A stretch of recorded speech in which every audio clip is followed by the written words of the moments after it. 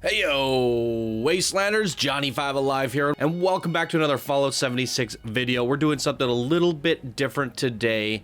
We are doing a settlement speed build, and we won't see many of these on the channel because I've essentially built my base and I'm pretty darn happy with the results, and we're gonna leave it the way it is. But maybe we'll see some from Synchros or Zelixor. We'll have to wait and see.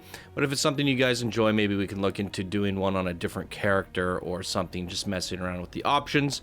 So anyways, stay tuned and let's dive on into it.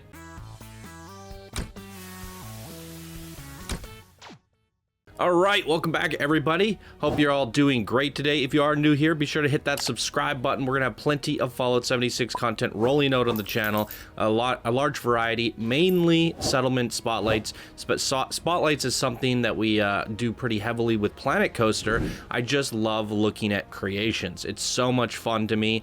I love building in games. I love seeing other people build in games. And I've created a creative community throughout my time on this channel. So definitely one big aspect of content that you're going to see here.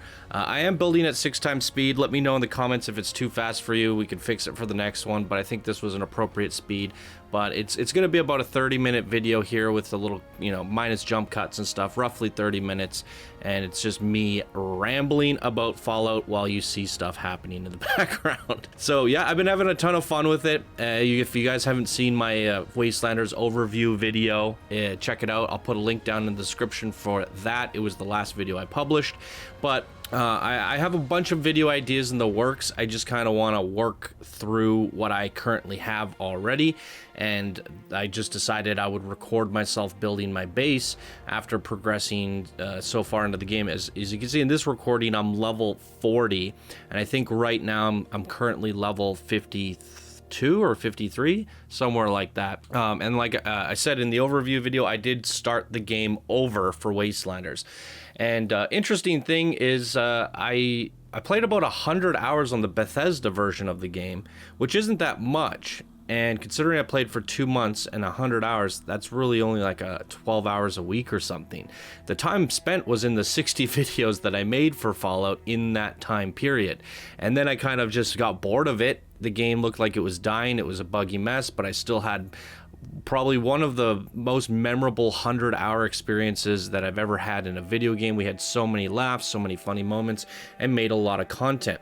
My approach with the game this time around has been to take a more of a consumer approach, and already I'm up to 100 hours. So in theory, I've played Wastelanders just as much as I have with the original game. That's just because I've had the time to be a consumer, not have to worry about creating videos. But with that said, I am behind on the video content. I'm behind on playing the game for a year. So the different videos that you see from other YouTubers who are experts at the game, making crazy builds, making informative guides about end game content, it's just something I'm not able to achieve right now. So with that said, I still want to make videos on the game. I still want to share the experiences that I'm having, and one of the things that I've been really having a fun time doing is wandering around the wasteland and looking at people's creations. So I figured, why not record that process? And that's where the settlement spotlights is coming from. You'll see that mine as the next episode. I'll put a link in the description and a link at the end of the video where we'll actually walk through the house, and I've made some changes since the speed build, and we'll give you a full tour, and I'll be the first settlement spotlight in the return. But there are currently 12 settlement spotlights on the channel, a mixture of Fallout 76 at launch and Fallout 4, certain settlements that I built in there. So go check those out. I'll have a full playlist to the settlement spotlight playlist down in the description below, and that can kick things off and get you guys a little bit hyped and check things out. And we'll start rolling out the first one right after you're done watching this. I'll probably upload them back to back, so obviously if you watch this whole thing, you're going to want to see what it looks like in real time, and we'll do a separate video for that. Anyways, I just wanted to give a quick overview of what's going on with the game, where I'm at with the channel and everything like that. And I haven't really been talking about the build, but you can kind of see what's going on. But I do want to kind of give my thoughts on the building, the process of the building, because I did do a speed build way back in the day, and I talked about my frustrations with the buildings compared to Fallout 4, yada yada yada. So with Wastelanders, how is it today? Well, it's extremely improved. I'd say the tools are still just as frustrating as they were before. You can't delete something if it's connected to something else, because then it'll float and then it'll cause an error, and you have to find all these like little workarounds that make it super awkward. And a lot of the cool building pieces, you have to either find them in the game by unlocking recipes, which is going to take you some time, or you have to buy them from the Atom Shop. So you are kind of gated behind what you can build to start. If you're brand new to the game, you're most likely going to be making a wooden shack. This contemporary set that you see that I'm building with here is an Atom Shop purchase. However, I didn't spend my real money on it because you can earn the atoms pretty quickly. You can earn probably about 500-600 atoms a week just doing the weeklies and dailies. And that's not including all the challenges, the world challenges, character challenges, so on and so forth. And with all those added up, if you're playing quite a bit, depending on how new your account is, if you have a new account, you'll have 0 challenges completed. So you will probably earn like 1,000 atoms a week if you really hit up the weeklies and dailies and challenges. So this contemporary pack cost 1,200 atoms, but it came with balconies, it came with nice walls, all the stuff that you see me building with. It didn't come with roof pieces, which was extremely disappointing because you give us a kit to build a whole house, but you don't give us roof pieces. So what you see me doing here is I'm trying to build this like side nook here with the it's just like an undulated area from the house, and that's going to be the crafting room. But I wanted to do something unique to it, and I was fiddling around with the different like styles that you can do, trying to see how that would look from the outside. And as you can see here, it's looking very symmetrical but off-centered, and I wasn't really happy with the look. So you see me pull out the barn wall there, and I started thinking, I wonder if I could do something where it looks a little bit different on one side, just create a little bit of character. And then I'm wondering what I can do with the porch, because I want the porch to wrap around the house. But as you can see with the circle radius, you have a limited amount of space to build, but it is quite large. But because of the location that I chose, I really wanted to utilize like the whole parameter of the circle. So I have to actually build outside, which is somewhat possible if majority of the object is sticking out. And this does cause us some problems later on, which is really unfortunate. We'll talk about that when we get to it. But yeah, I wanted to utilize this circle to a point where when I was placing my camp down, Zelixor helped me found this location, and I used it because there's tilled crops, like it tilled soil. There's actually like a farmer's garden. There's an NPC working the fields, and it actually looks like you can grow crops here. There's a tractor in the environment, a windmill in the environment, and a nice little pond to set up purification.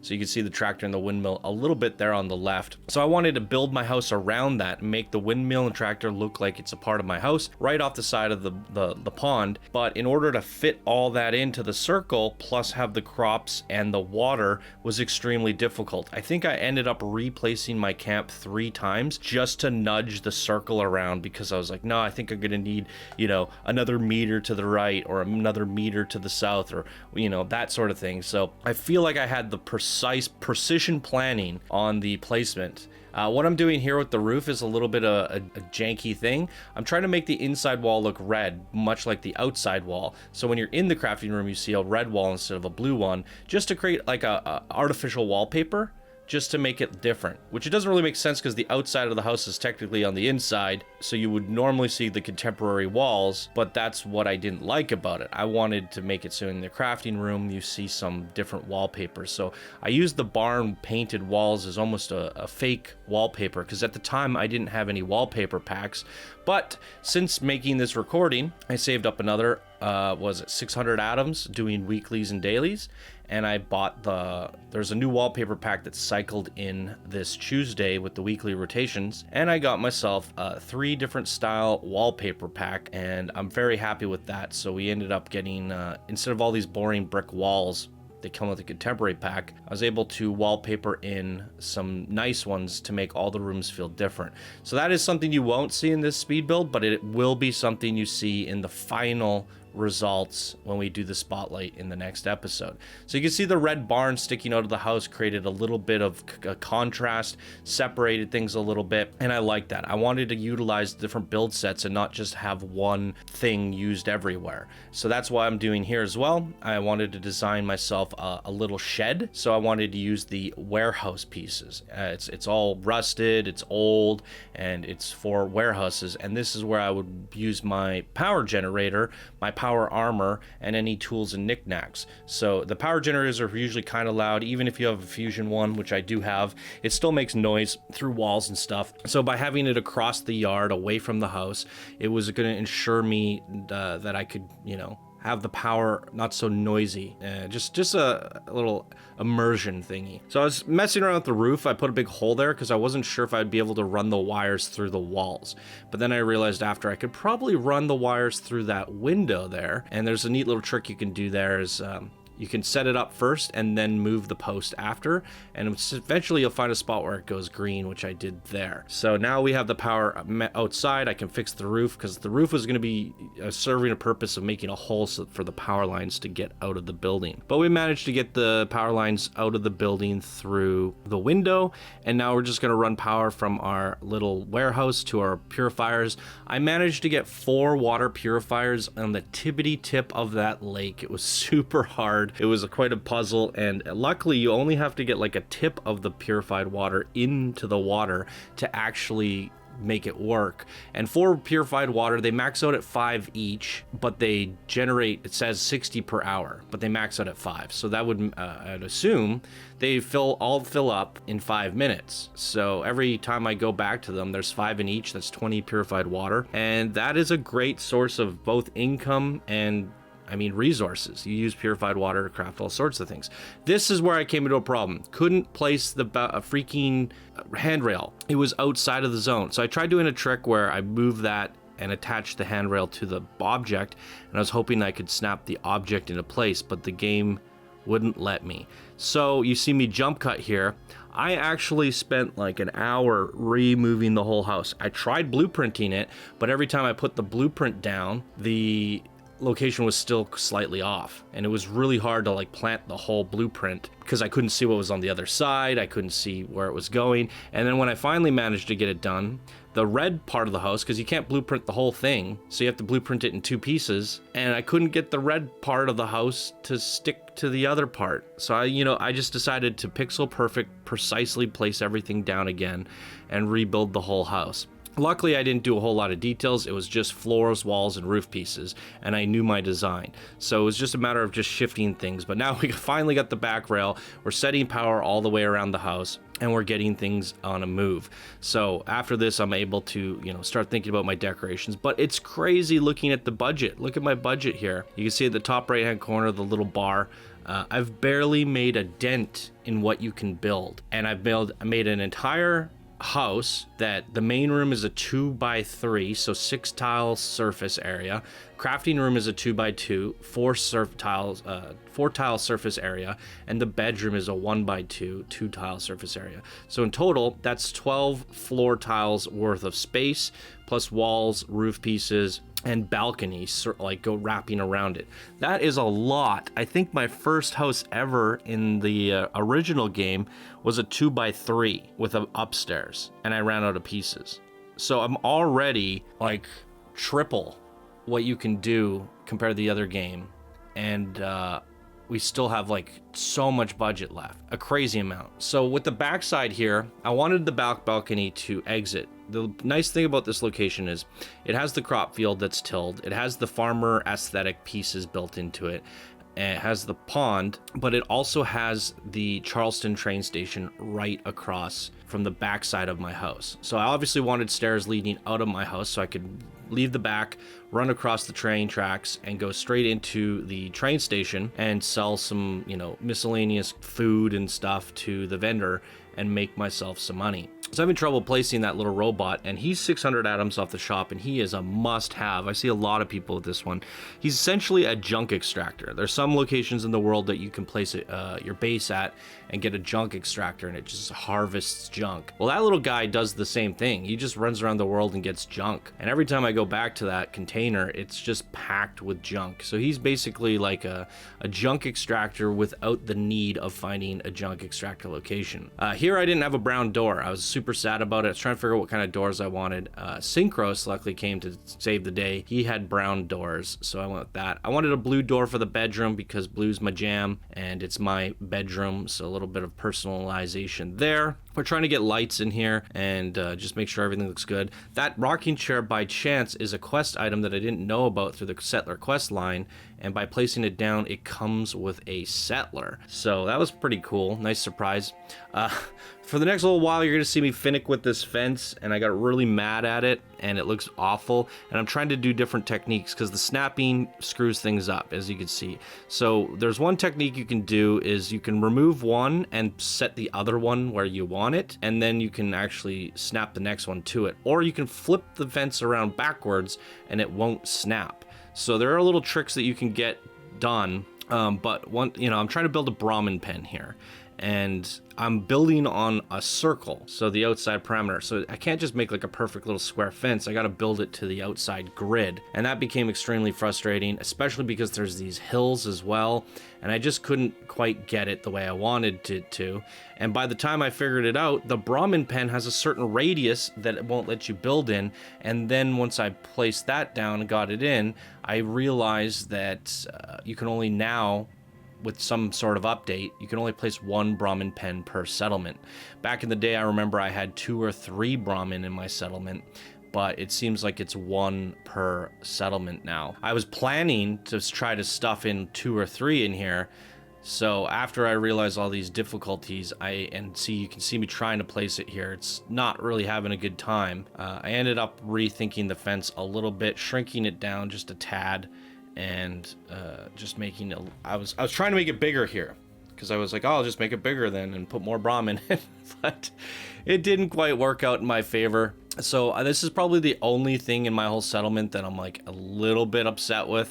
It doesn't look exactly the way I want it. Sometimes the Brahmin magically pops over the fence and gets out, which really frustrates me. But it's something I might adjust in the future or just rip down. However, I like the idea of the Brahmin being fenced in. There's something nice about the aesthetics of a fence at a farm. So I'm leaving it the way it is for now. Realized my gates were opening the wrong way. Kind of made me upset. So you're just fiddling with this stuff. It's so frustrating. One thing I loved about Fallout 4 with the mods is you could get that place anywhere mod and just kind of cram things to where you wanted them. I really love the settlement building in Fallout 4. And speaking of which, there was an Ask Me Anything post. I definitely wanted to make a video on it. I might still make one, but I'll be late, so maybe I'll just wait for the next important update. But now that we're getting in the mode of making videos for this game, I'm going to be a little bit more on top of things for the future.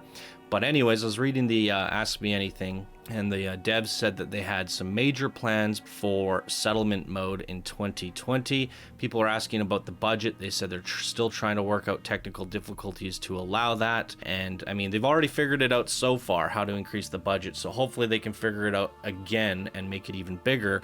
But me not playing since the last time the budget was super tiny, I feel spoiled. I feel like I can build a lot. But even after I've filled up the budget, of course, once now you get a little greedy and you go, ah, darn, I wish I could do this. I wish I could do that. And you start realizing like you could really fill up that budget. And I think the thing that is the biggest culprit is the magazines and the bobblehead shelves. Back when I played, you couldn't even put bobbleheads and magazines on those. They were just there and they were useless.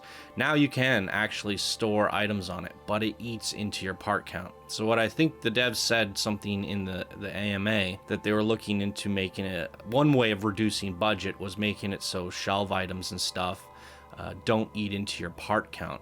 And that's actually pretty huge, because if you get 20 bobbleheads, that's the equivalent of 20 pictures on your walls, right? So if you could cut that out of the budget, that is absolutely huge. Now, of course, there's a lot of people that just choose not to go with the bobblehead stands or magazine racks, so that they can have a budget, but that means they can now have those things. So I'm looking forward to seeing what they do. They said they have big plans for settlement mode in 2020, and I think it is one of the big driving forces for revenue, especially because they can get money off, they get people to buy pieces off the Atom shop. And it's like, well, why am I going to spend money, or my Fallout, if I have Fallout First, I get atoms every month, or if I play the game, I earn atoms. Why am I going to spend those atoms on settlement items if I have a budget preventing me from actually using them? Now I got to delete something that I really like to make room for something else. And eventually, everything in your settlement is something that you purchased with atoms. So you're like, well, I just have to get rid of something I paid for to add in something else that I paid for. It becomes problematic because you're asking people to spend money on something that they cannot use unless you're just insanely efficient. I think if they want this game to be successful and make a good revenue stream, they're going to have to find better ways of people rebuilding the wasteland. And one thing I did read is for Fallout First, they're hoping in the future to make it so workshops and servers are persistent. Therefore, if I put my server up and I go claim a workshop and build a massive fortress and I log out, the next day that I log back into my private server, the big fortress would remain there. And that would be a game changer for Fallout 76. There's so many workshops around the world, and all of those can be our quote-unquote bases. And think about that. We can not only build our camp, but every single workshop as well. So if they ever do that, that's, oh my god. Like, yeah. This channel is going to get creative as... holy moly, as heck. It's going to be so much fun. Like, I could do these speed builds for every single one of the camps or workshops, and then make spotlights on them and just get creative with each one. I could spend hours. Like, I spent so much time in Fallout 4 just building up like Sanctuary, yet alone all the other ones I barely had time for, but I think I built like 3 or 4 of the locations in Fallout 4. There's way more locations in Fallout 76, or just as many. It would take me forever to build them all up, and that would just be infinite gameplay for me. And if I ever filled up my whole server, I could go over to a friend's server and build on theirs. So it would literally take this game to like Planet Coaster levels of infinite replayability. So I really have high hopes for the future of settlement building, and they did say they're working on that, and they hope to make major sweeping changes to settlement mode for 2020. That is exciting because now I'm back and I'm playing this game. It's freaking exciting. I can't wait for it. I can't wait to see what the future holds with this game, and I love the building in this. I love the building in Fallout 4, and I had a ton of fun making this house. So my finishing touches here, I mean, my budget still has a lot of room, but I wanted to save budget for my crops. But I also wanted to advertise. So right behind me is the train station. If people fast travel to my base, they're gonna fast travel to that train station. They're gonna come out of the train station and they're gonna see the back of my house. That's why the 2 vending machines are there, and that's why I'm putting Channel 5 Gaming here so that they come subscribe to the channel. I'm trying to advertise my YouTube channel and just spread awareness to, settlement spotlights and all the content that we're making so that we can get more people in our Discord and all that stuff. So there it is. There's going to be some more decorations coming. There's going to be more stuff added, and it'll look fine, a little bit different in the final results. Be sure to tune into the next video. I'll have a link down in the description. I'll pop up at the end of the video and all that stuff where you can just come straight into the spotlight and see it all in real time, see the tiny tweaks that I made and the finishing touches and all that, and we'll just take a closer look at everything. Boom. Any final thoughts? Come join us on Discord. If you have a settlement that you build that you're proud of and you're on PC, you can get me in your party. We can go look at it. We can make a video and we can do a personal spotlight on your creation. So definitely come do that. Links are down in the description below. And other than that, just leave a like on the video, share it with your friends, spread awareness that Channel 5 Gaming is back doing Fallout again. And yeah, come join the family, everybody. And if you do like the content on the show, check out the subscriber Join Plus next to subscribe. And for $2 or $5, you can earn icons, emojis, and custom, unique videos, personal videos, Q&A videos once a month. Boom. All right, everyone, that's going to do it for me in today's video. Thank you all so much for watching, and I'll see you in the spotlight for this creation. Bye now.